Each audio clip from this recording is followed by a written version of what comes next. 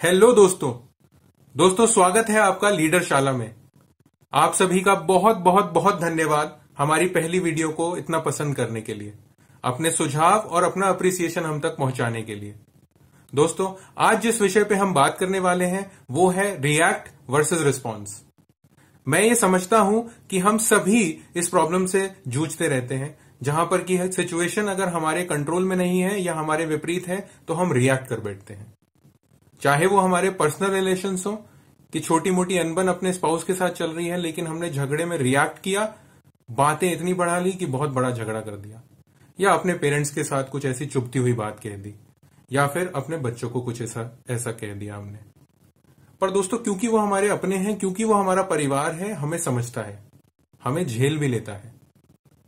पर वहां क्या जो मेरे और आपके साथ सिचुएशन बनती है कि जब हम प्रोफेशनल रिलेशंस में किसी सिचुएशन में रिएक्ट कर बैठते हैं, कभी कभी तो रिलेशंस इतने खराब हो जाते हैं कि लाइफ लॉन्ग ही सुधर नहीं पाते। चाहे हमारा कोई डिस्कशन अपने बॉस के साथ हो, या हमारे अपने सबॉर्डिनेट के साथ हो, या किसी कॉलीग के साथ, रिएक्ट कर बैठे और खराब हो गई बात। पर दोस्तों, प्रॉब्लम हमें समझ में आती है कि हमें रिएक्ट नहीं करना, हमें रिस्पॉन्ड करना है। इसका सॉल्यूशन क्या है? सॉल्यूशन भी बड़ा सिंपल है कि हाँ, हमें सिर्फ रिस्पॉन्स करना चाहिए, हमें रिएक्ट नहीं करना चाहिए। पर ये बातें तो हम जानते हैं, ये तो हमने कई बार सुनी है, पर जैसा अंग्रेजी में कहावत है, इजियर सेड देन डन, ऐसा हम कर नहीं पाते, बहुत मुश्किल होता है। तो आज मैं ऐसी आपको कौन सी दवाई देने वाला हूं जिससे कि हम ये चीज सीख लेंगे, हम वो दवाई खा लेंगे और आज से हम रिस्पॉन्ड करना शुरू कर देंगे। ऐसी कोई दवाई हमारे पास नहीं है, मेरे पास नहीं है जो मैं आपको दे पाऊं। पर हाँ, ये जरूर है, जो मैं फॉलो करता हूं, जो मेरे लिए सक्सेसफुल रही है, वो कुछ थेरेपी आपको बता सकता हूं, वो कुछ तरीके आपसे शेयर कर सकता हूं। 2 स्टेप्स आगे बढ़ सकते हैं कि वो रिस्पॉन्ड कैसे किया जाए। तो दोस्तों, हम सभी के साथ एक फिनोमिना है कि हमारी कुछ वैल्यूज हैं। बचपन से हम कई लोगों के साथ रहते हैं, अपने फैमिलीज के कल्चर में हमारी कुछ वैल्यूज बन जाती हैं, इनहेरेंट कुछ अंदर बस जाती हैं। तो दिक्कत तब होती है जब वो सिचुएशन हमारे सामने आई जो हमारे अगेंस्ट है, हमें लगा किसी ने हमारे साथ गलत किया और हम रिएक्ट कर बैठते हैं, क्योंकि वो वैल्यूज हमें वो रिएक्ट करवाती हैं। जैसे कि मान लीजिए आप एक ऐसे इंसान है जो टाइम के प्रति बड़े डिसिप्लिन है, बड़े पंक्चुअल हैं, तो आप ये चाहते हैं कि आपके आसपास वाले लोग भी ऐसे ही रहें। अब आपको एक पार्टी में जाना है, आपकी स्पाउस, आपकी वाइफ, वो तैयार होने में टाइम लेती हैं, लेकिन आप रिएक्ट कर बैठे। आप झगड़ लिए कि भाई तुम तो हमेशा ही लेट करती हो। क्यों? क्योंकि आपकी वो वैल्यू ने आपसे वो करा दिया, और पार्टी का मजा तो किरकिरा हुआ। सिमिलरली, आप ही अपने ऑफिस में आपके सबॉर्डिनेट लेट आते हैं, पर आपने ये जानने की कोशिश नहीं करी कि हो सकता है उनका कोई पर्सनल इमरजेंसी हो, कोई रीजन हो, लेकिन आप उन पे बरस पड़े क्योंकि आपकी वैल्यू ने आपसे रिएक्ट कराया। दोस्तों, याद रहे, मैं आपसे ये नहीं कहना चाहता हूं कि आप अपनी वैल्यूज को बदल दीजिए ना। ऐसा हो सकता है, हम नहीं कर सकते, क्योंकि वो बचपन से मेरे अंदर आ गई हैं। तो पर्सनालिटी आपकी ड्राइव ही वहीं से हुई है जो आपकी वैल्यूज हैं, तो वो तो आपकी ऐसी ही रहेंगी। इंपॉर्टेंट ये है कि हम अपनी वैल्यूज के प्रति सेल्फ अवेयर हैं। क्या मुझे पता है कि हाँ, मेरी ये मेन वैल्यूज हैं जिसकी वजह से मैं ड्राइव होता हूं, मेरे रिएक्शन, मेरे बिहेवियर ड्राइव होते हैं? अगर ये मुझे पता है, तो क्या मेरा सबकॉन्शियस माइंड एक ऐसा ट्रिगर ऑन कर सकता है ऐसी सिचुएशंस में जो मेरे अगेंस्ट हैं कि त्रिगुण यहां पे आपकी ये वाली वैल्यू आपके बिहेवियर को ड्राइव कर रही है, ट्रिगर। और अगर वो ट्रिगर ऑन हो गया तो शायद मैं इतना कॉन्शियसली डील कर पाऊंगा कि जो मुझे लग रहा है सामने वाले ने गलती करी, उसका जो गलती का प्रोपोर्शन है, मेरा रिएक्शन सेम प्रोपोर्शन में होना चाहिए। अगर मैं अपनी वैल्यू की वजह से उससे ज्यादा प्रोपोर्शनेट में रिएक्ट कर रहा हूं तो वो गलत है, तभी सिचुएशन आउट ऑफ कंट्रोल होती है, तभी वो हमसे पकड़ में आना फिर मुश्किल हो जाती है। तो दोस्तों, हमने क्या सीखा? हमने ये सीखा कि हमें पहले तो सेल्फ अवेयर होना है अपने वैल्यूज के प्रति। दूसरा, कि हमारे को वो ट्रिगर मिलना चाहिए। अगर मैं सेल्फ कॉन्शियस हूं कि ये मेरी वैल्यूज हैं और जब ऐसी सिचुएशन आए तो वो ट्रिगर आए, तो पॉसिबली क्या होगा कि रिएक्ट करने से पहले मैं एक पॉज ले लूंगा वो ट्रिगर की वजह से, और उसको बेटर तरीके से डील कर पाऊंगा सिचुएशन को। दोस्तों, ये बातें आपसे करते हुए मुझे 2 पर्सनालिटीज याद आ रही हैं जो शायद आपने भी सुने होंगे। नाम है जॉन। एक है जॉन कारपेंटर और एक है जॉन मैकेनरो। लेकिन उनका ऐसी सिचुएशंस को डील करने का तरीका बिल्कुल डिफरेंट। आइए देखते हैं कैसे।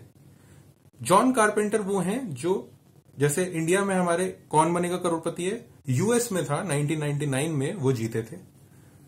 जब वो खेले तो कुछ ऐसा खेले कि आखिरी क्वेश्चन से पहले तक उन्हें कोई लाइफलाइन की जरूरत ही नहीं लगी, और आखिरी क्वेश्चन में जाके भी उन्होंने फोन अ फ्रेंड यूज करना चाहा। तो जो भी ऑडियंस थी सबको लगा कि भाई यहां पे ये अटक गए, इन्हें ये आंसर नहीं पता। मजे की बात यह है कि उन्हें वो शायद आंसर आता था। उन्होंने अपने फादर को फोन किया और बोला कि अगले 2 मिनट में मैं मिलियनर बनने वाला हूं, मैं करोड़पति बनने वाला हूं। अब अगर हम इमेजिन करना चाहें, मुझे वो आंसर आता भी हो तो क्या मैं इतना अच्छे से उस सिचुएशन को रिस्पॉन्ड कर सकता हूं जैसा उन्होंने किया, कि इतना जितना मर्जी कॉन्फिडेंस था, लेकिन उस सिचुएशन को जहां मैं करोड़पति बनने का क्वेश्चन को डील कर रहा हूं, उन्होंने फोन अ फ्रेंड किया, अपने फादर को फोन किया। कमाल का रिस्पॉन्स। एंड दूसरे शख्स जिनकी हम बात करना चाह रहे हैं, जॉन मैकेनरो, एक समय के हीरो, टेनिस रैंकिंग में नंबर 1 1980, कई ग्रैंड स्लैम विनर। लेकिन उनका अगर आप आज भी गूगल करें तो उनके इंट्रोडक्शन में उनके बारे में जब बातें लिखी गई हैं विकिपीडिया पे, तो उसमें ये भी निकल के आता है कि वो बहुत कन्फ्रंट करते थे। कई बार ऐसी सिचुएशन में पड़ गए जहां उन्होंने डिसीजंस को कन्फ्रंट किया। तो पॉसिबली कुछ उनकी वैल्यूज ये ड्राइव करती थी उनका बिहेवियर, कि जहां उन्हें लगा कि डिसीजन आपके अगेंस्ट आ गया, सामने वाला आपके तरीके से हिसाब से नहीं खेल रहा, आपने उठा के रैकेट फेंक दिए। ये बहुत ओपनली उन्होंने किया, तो कन्फ्रंट किया, और उस वजह से काफी बार ट्रबल उनके साथ रही। तो ये 2 हमने जॉन देखे जो कि किस तरीके से सिमिलर सी सिचुएशन को कैसे रिस्पॉन्ड करते हैं। एक बंदा रिस्पॉन्ड करता है, दूसरा बंदा रिएक्ट करता है। यहां पे दोस्तों मैं ये बात आपके सामने रखना चाहता हूं कि कभी भी लाइफ में हमारे पास 2 ऑप्शन होते हैं। एक कि जहां पे मैं अपने उस इमोशन को इस तरीके से कंट्रोल कर पाऊं कि मैं ये बोल पाऊं, ये समझा पाऊं अपने आप को कि रोको मत और जाने दो, यानी कि मैं रिएक्ट कर रहा हूं, मेरी वो वैल्यूज मुझे ड्राइव कर रही हैं कि वो बंदा लेट आया और मुझे पसंद नहीं, मैंने आके उस पर बरस गया। दूसरा ऑप्शन है कि मैं अपने इमोशंस को रोकूं और मत जाने दूं, यानी कि मैं रिस्पॉन्ड कर पा रहा हूं कि मैंने उस बंदे को समझने की कोशिश करी, क्या वजह थी उसके लेट होने की, एंड अकॉर्डिंगली डील किया। तो react versus respond, self aware होना अपनी वैल्यूज के प्रति, वो ट्रिगर आना, या इमोशंस को रोको मत जाने दो, कोई भी जो तरीका आप अपना पाए। तो अगली बार अगर आपके दोस्त का फोन आए कि एक झगड़ा हो गया है और वो पिट रहा है और तुम आओ मुझे बचा लो, तो आप जाए जरूर, क्योंकि आपका दोस्त है और आपकी वैल्यू यही कहती है कि आप अपने दोस्त को बचाएं। लेकिन आप क्या कर सकते हैं, रिएक्ट भी कर सकते हैं। आप उस सिचुएशन में पहुंचे, आपने देखा 10 लोग उसे पीट रहे हैं, आपको दोस्त के प्रति प्यार आया, आप उससे झगड़ पड़े बाकी लोगों से, आउटकम आप दोनों पिट गए। वर्सेस कि आप रिस्पॉन्ड कर सकते थे, आप आ गए, आपने एक तरीका दूसरा लिया कि 10 लोग उसे पीट रहे हैं, आप दोनों मिलकर उन्हें नहीं पीट पाएंगे, तो आपने अपने दोस्त को ही डांटा, और जो सामने वाली पार्टी, जो दूसरे लोग हैं, उनका थोड़ा गुस्सा शांत हुआ, उनका थोड़ा ईगो सेटिस्फाई हुई, एंड झगड़ा वहां के लिए उस दिन के लिए रुक गया, और आपने उस सिचुएशन को बड़े अच्छे से रिस्पॉन्ड किया, डील किया। दोस्तों, ये था हमारा डिस्कशन रिएक्ट वर्सेस रिस्पॉन्स पे।